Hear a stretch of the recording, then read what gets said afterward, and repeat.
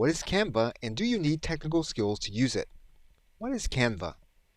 Canva is a cloud-based graphics program. It allows you to have accounts with login and password for mobile and desktop. It's a template-based system. You select the graphic you want to create. You then select a template for that graphic. You then edit the template for your brand, and then you output the graphic into the form that you want. Are technical skills required?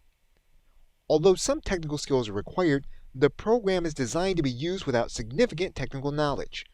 You do have to know some basic formats, and for some of the advanced features, it helps to have a basic knowledge of integrations.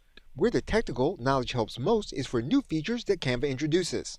These features are in beta until they have been fully tested, but users that aren't intimidated by them can use them during the beta period. How to get started? Canva has a free version of the platform. It also has a pro version. If you have a team of people, you can add them to your account. It makes the most sense to test the system first at the free level. But when you begin to hit limits, you can then switch them over to what you need. There's a video course that will walk you through the basics of the free version. If you'd like to find out more about it, check out the link you see on your screen.